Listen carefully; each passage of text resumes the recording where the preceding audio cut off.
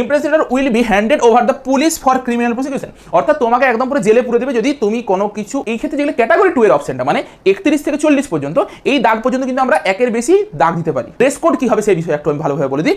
Dress code, আমি যেমন half হাতে জামা পরে রয়েছি, এরকম ছেলেরা হাফ হাতে জামা পরে যাওয়ার চেষ্টা করবে। এনএমজিএনএম 2026 এর অ্যাডমিট কার্ড কিন্তু প্রকাশ হয়ে গেল। তোমরা এই মুহূর্তে অফিসিয়াল ওয়েবসাইটে গিয়ে তোমাদের অ্যাডমিট কার্ডটা ডাউনলোড করে নিতে পারবে। কিভাবে অ্যাডমিট কার্ড ডাউনলোড করবে, তোমাদেরকে কি কি ইনস্ট্রাকশন ফলো করতে হবে, যবে পরীক্ষা দিতে যাবে কি কি ফলো করতে হবে, ওএমআর শিট কিভাবে মানে ফিল আপ করবে, বা তোমরা সাথে করে কি কি ডকুমেন্টস নিয়ে যেতে হবে, সব কিছু আমরা আজকের ভিডিওতে আলোচনা করবো।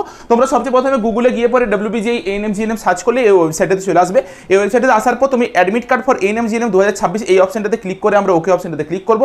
এটার পর আমাদের কাছে একটা অপশন চলে আসবে যেখানে তোমার নিজের অ্যাপ্লিকেশন নাম্বার, যেটা তোমার কনফার্মেশন পেজে দেওয়া আছে, বা তোমার কাছে যখন ফর্ম ফিল আপ করেছিলে সেই ফর্ম ফিল আপের সময় তোমার কাছে একটা মেসেজ এসেছিল বা মেলেও গিয়েছিল, ইমেলেও তুমি পেয়ে যাবে, সেটা তোমার নোট ডাউন করে রাখা অবভিয়াসলি উচিত ছিল। কনফার্মেশন পেজেও আর কি লেখা ছিল।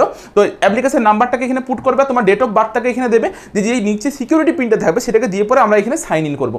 যখনই আমরা সাইন ইন করবো আমাদের কাছে ডাউনলোড অ্যাডমিট কার্ডের একটা অপশন চলে আসবে। এই অপশনটাতে আমরা যখনই ক্লিক করবো এখানে অনেক ধরনের ইনস্ট্রাকশন দেওয়া আছে যে তোমাকে অ্যাডমিট কার্ডটা কতগুলো কপি নিয়ে যেতে হবে, বা তোমাকে সাথে করে আধার কার্ড ভোটার কার্ডের মতন কী কী জিনিস নিয়ে যেতে হবে, কী কী জিনিস অ্যালাউ আছে, কী কী জিনিস অ্যালাউ নেই, সেগুলো সব লেখা আছে। অ্যাডমিট কার্ডটা ডাউনলোডের একটা অপশন আসবে, এখানে আমরা ডাউনলোড অ্যাডমিট কার্ডটাতে ক্লিক করলে আমাদের কিন্তু অ্যাডমিট কার্ডটা ডাউনলোড হয়ে যাবে। দেখো এই হচ্ছে আমি একটা অ্যাডমিট কার্ড ডাউনলোড করে নিয়েছি, এবছরের এটা অ্যাডমিট কার্ড। তোমরা অ্যাডমিট কার্ডের মধ্যে কী কী দেখতে পাবে, সবচেয়ে প্রথমে আমরা এই জিনিসটা একটু আলোচনা করে দিই। সবচেয়ে প্রথমে তুমি তোমার এখানে সব ডিটেলসগুলো দেখতে পাবে, তোমার ফ্যামিলির মায়ের নাম, বাবার নাম সব কিছু দেখতে পাবে। তোমার রোল নাম্বারটা এখানে উল্লেখ থাকবে, আর তোমার অ্যাপ্লিকেশন নাম্বারটা এখানে উল্লেখ থাকবে। এই রোল নাম্বারটা আমাদের কাজে লাগবে পরীক্ষা যেদিন দিতে যাবো সেদিনে আমাদের কাজে লাগবে। এক্সামিনেশন সেন্টারের মধ্যে এই জায়গাটা যেমন এক্সামিনেশন সেন্টারের জন্য লেখা রয়েছে, কেজি ইঞ্জিনিয়ারিং ইনস্টিটিউট যেমন লেখা রয়েছে, এই জিনিসটাও আমাদের কিন্তু কাজে লাগবে। পরীক্ষার ডেট কবে দিয়েছে, 14 তারিখে তোমাদের পরীক্ষার ডেট দিয়েছে। 12টার থেকে 1:30টা পর্যন্ত তোমাদের পরীক্ষার সময়, 1.5 ঘন্টা তোমাদের সময় থাকে, যেটা যথারীতি যেই সময় হয় সেটাই কিন্তু টাইম দেওয়া হয়েছে। ওএমআর শিট ফিল আপের জন্য তোমরা অনেকেই একটা ডাউটের মধ্যে থাকো, ওএমআর শিট কীভাবে ফিল আপ করবে সেই ব্যাপারটা একটু ভালোভাবে বলে দিই। দেখো আমাদের এটা হচ্ছে কোশ্চেন পেপারটা, এরকম একটা কোশ্চেন পেপার দেওয়া হয়। সেই কোশ্চেন পেপারটার একদম ডান দিকের উপর দিকের কোণে না একটা হচ্ছে তোমার বুকলেট নাম্বার থাকে, ঠিক আছে। দেখো 10টা ক্যারেক্টার, 1 2 3 4 5 6 7 8 9 10টা ক্যারেক্টার থাকে। তো এবারে ওএমআর শিটটা যেটা তোমরা আশা করি সবাই এই ওএমআর শিটটা সম্পর্কে ওয়াকিবহল, কারণ যারা যারা আমাদের সঙ্গে যুক্ত রয়েছে, আমাদের পেড ব্যাচে রয়েছে, আমরা সকলের সাথে এই ওএমআর শিটটা কিন্তু শেয়ার করে দিয়েছিলাম, সকলকে প্রিন্ট আউট বের করে পরে ওএমআর শিটে মক টেস্টগুলো দিতে বলেছি, এগুলো সবই আমরা করে রেখেছি।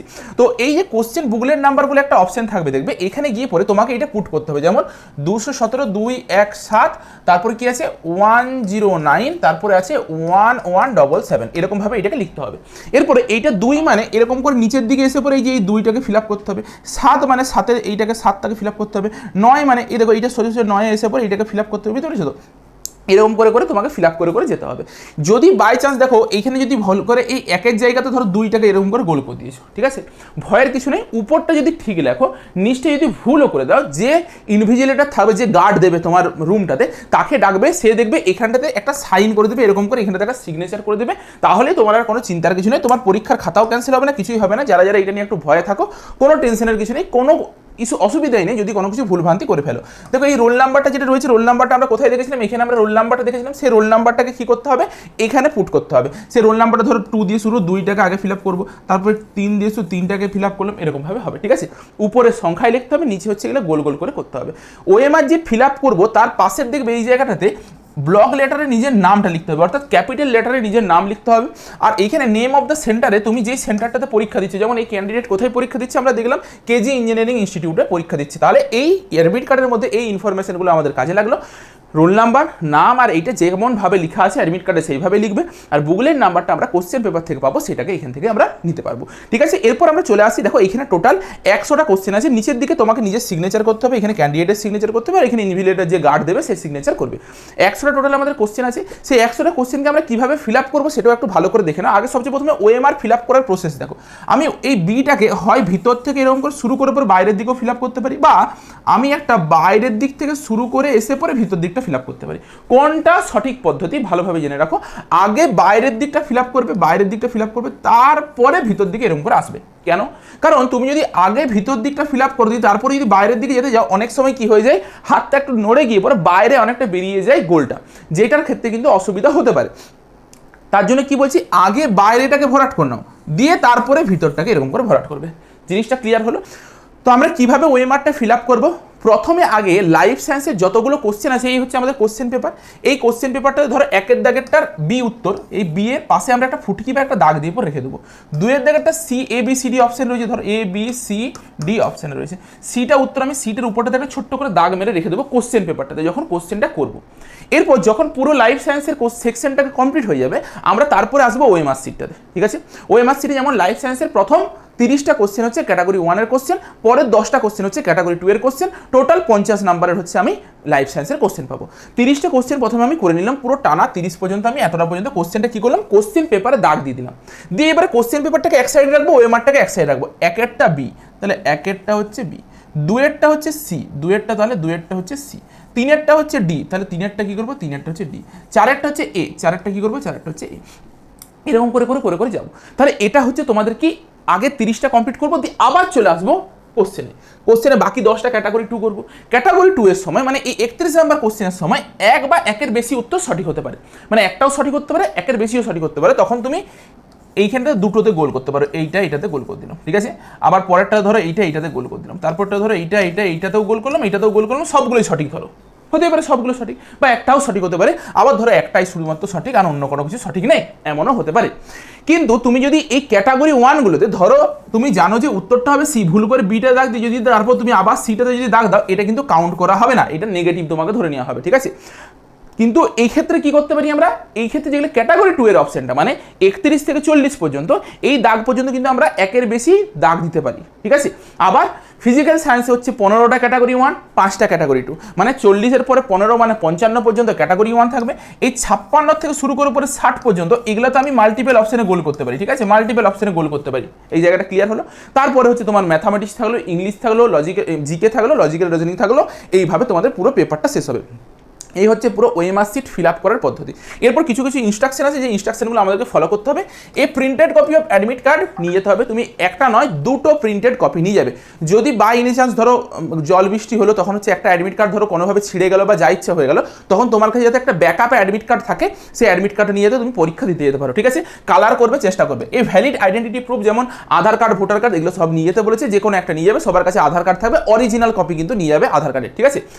1 copy of colour photograph uploaded during online registration, অর্থাৎ তুমি যখন রেজিস্ট্রেশন করেছিলে, যেমন এই ক্যান্ডিডেটটা যখন এরকম একটা ছবি আপলোড করা রয়েছে, বুঝতে পারছো তো, এই ক্যান্ডিডেটটাকে সবচেয়ে ভালো হয় যদি তোমার কাছে এই ফটোগ্রাফটা থেকে থাকে, তাহলে তুমি ওটাকে নিয়ে যাও। যদি বাই এনি চান্স না থেকে থাকে ওই ফটোগ্রাফটা, তুমি অন্য যে কোনো ফটোগ্রাফ নিয়ে যাও, যেখানে একটা ভালো রকমের দেখতে পাবে, সেটাকে নিয়ে যাও। এবছর একটা ঘটনা ঘটেছে, অনেকে আছে যে সেলফি তুলে পরে ছবি দিয়ে দিয়েছিল, আপলোড করে দিয়েছিল, ক্যান্সেল করে দিয়েছে। তার জন্য যাদের ক্যান্সেল হয়েছে, এখানে অ্যাডমিট কার্ড পাবে না, আজকেই বুঝতে পেরে যাবে যে কি ভুলটা করেছিলাম।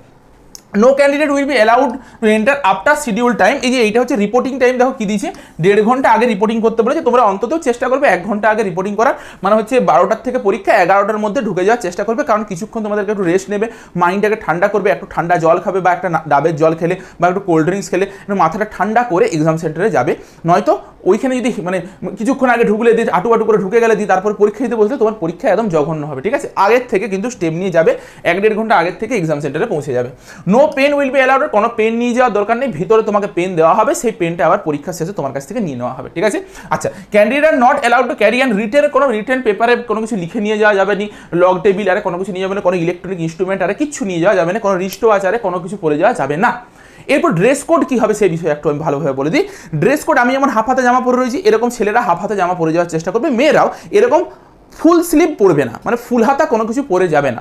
যতটা চেষ্টা করবে এতটা পর্যন্ত বা এতটা পর্যন্ত কাভার যে কোনো তুমি ড্রেস পরে যাও, কোনো অসুবিধা নেই, ঠিক আছে। আর চেষ্টা করবে নর্মাল একদম সাদা সিধে জামা কাপড় পরে যাওয়ার, কোনো স্টাইল মারা কোনো কিছু জামা কাপড় পরে যাবে না, যেটাতে প্রচুর মেটাল রয়েছে আর রয়েছে, এরকম জামা কাপড় পরে যাবে না। তুমি চাইলে জিন্সের প্যান্ট পরে যেতে পারো, কিন্তু জিন্সের প্যান্টের মধ্যে তোমাকে একটা জিনিস খেয়াল রাখতে হবে, বেশি যাতে মেটাল না থাকে, আর দ্বিতীয় জিনিস কি প্রচুর চেন রয়েছে আর রয়েছে গাদা পকেট রয়েছে, এই জিনিসটা যাতে না হয়। সবচেয়ে ভালো হয় তোমরা হচ্ছে ওই যেগুলোকে লেগিংস বলে বা হচ্ছে তোমাদেরকে কি বলে, কুর্তা পাজামা যেগুলো বলে আর কি, সেরকম জিনিসগুলো পরে যাবে, কোনো অসুবিধার কিছু নেই। এই জায়গাটাকে অ্যাভয়েড করবে। ছেলেরা ট্র্যাকস্যুট পরে যেতে পারো বা ট্রাউজার টাইপের যে কোনো কিছু জিনিস পরে যেতে পারো। যদি বলা হয় জুতোর ক্ষেত্রে, দেখো এখানে ক্লিয়ারলি বলে রেখেছে যে জুতোর ক্ষেত্রে হাই হিল কিন্তু হাই হিল শু হচ্ছে অ্যালাউ করবে না, অর্থাৎ শু হচ্ছে অ্যালাউ করবে না। তোমরা কি পরে যাবে, হয় চপ্পল পরে যেতে পারো যদি নিয়ারেস্ট লোকেশনে তোমাদের পরীক্ষা হয়, নয়তো সবচেয়ে বেস্ট অপশন হচ্ছে স্যান্ডেল বা যেটাকে কিটো বলা হয়, চিটপটি জুতো যেটাকে আমরা বলি, সেই চিটপটি জুতো টাইপের পরে যাবে। এমন টাইপের জুতো পরবে যেটাতে পাটা ভিজিবল হয়, মানে পাটা পুরো ঢাকা রয়েছে এরকম জিনিস পরে যাবে না, পা যাতে ভিজিবল হয় এরকমই কোনো কিছু একটা জুতো পরে যাবে, ঠিক আছে। আচ্ছা, বাকি এখানে drinking water will be provided in exam centre, তোমাকে জলও কিন্তু এক্সাম সেন্টারে প্রোভাইড করা হবে, বা তুমি এক্সামিনার মে ক্যারি ট্রান্সপারেন্ট ওয়াটার বোতল তুমি নিয়ে যেতে পারো। ট্রান্সপারেন্ট ওয়াটার বোতল মানে এক প্রান্ত থেকে অন্য প্রান্তে যেতে দেখা যায় এমন ওয়াটার বোতল তুমি নিয়ে যেতে পারো, নয়তো তোমাকে দিয়ে দেওয়া হবে।